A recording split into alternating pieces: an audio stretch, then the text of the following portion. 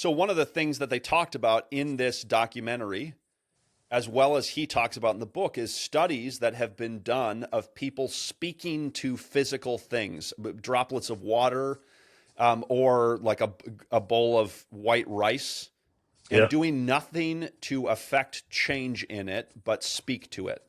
Yep. And or to put word labels on it. So to print out a word label and put it on a bottle of water, Yeah. or to put it on a bowl of rice. Yeah. And the things that they put hateful words on, or bad words on, deteriorated, or under a microscope, the crystalline structure of the water droplet was deformed and chaotic and disorganized. And then the ones that they spoke words of love to, or affirmation to, if you will, or labeled as such, stayed, in the case of the rice, stayed pure white and didn't rot and didn't turn black. And in the water, it was perfect crystalline structure. And the conclusion that Dr. Bob Schutz drew from this in his book is that God was right when he told Of us course. in Scripture, and in no better place than in the book of James, that has a whole chapter devoted to the power of words, the power of our tongues, that words are powerful, that they bless and they curse. Right. And that isn't just a metaphorical or a spiritual reality as much as it is a holistic reality of life, in body, mind, and spirit, that what It's we all speak woven together. blessing on is blessed physically, mentally, emotionally, spiritually. And what we curse is cursed physically, mentally, emotionally, spiritually.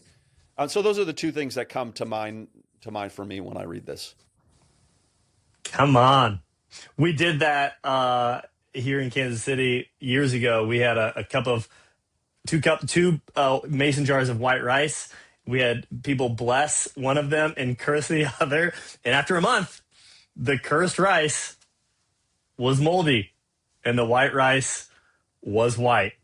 Coincidence? I would propose not. There's also a pretty cool a video that IKEA put out about bullying plants, and it just is how it works. If you speak bad words to the plant, this is just reality, and it's so freaking cool that the plant started to wither. Look it up, guys. It's so cool, and thoughts are powerful, words are powerful, and there's your intro to today. So, y'all, Bradley, Kevin comments, and generative principle, thanks for boosting the algorithm. Y'all like and subscribe on YouTube. We're trying to get this mission out to as many people as possible. So today we want to talk about chapter 1. Last week we talked about the introduction to Sam Jolman's book, The Sex Talk You Never Got. Today we're talking about chapter 1, You Are a Lover. I want to read a quote from James Smith that Sam drops at the beginning of the chapter. He says, human beings are fundamentally erotic creatures. To be human is to be a lover, and to love something ultimate. So what I love about chapter 1 is what Sam does is he doesn't start with rules or damage or repair. He starts with your identity.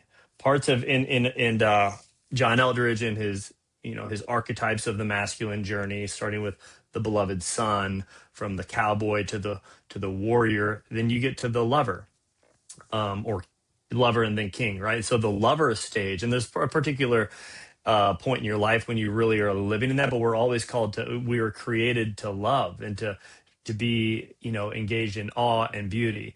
Not someone who sometimes feels desire, not someone who struggles with romance, but a person whose very nature is oriented towards love, beauty, and connection. That's who we are. And the longing that we feel, it's not, as he says, it's not a character flaw, but it's the most human thing about us, about you.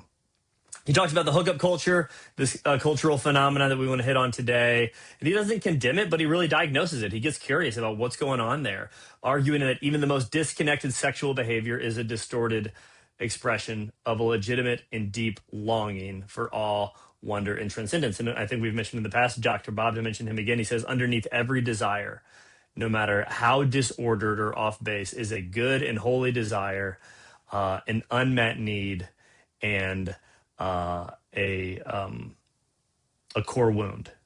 Legitimate, a good desire, unmet need, and a core wound. So he draws on the romantic tradition and the theology of desire, arguing that the ache underneath romance and sexuality is ultimately an ache for God, and he distinguishes between, sex isn't a need, but desire and connection is. So it sets the tone for the rest of the book that we're going to be going through over the next many weeks.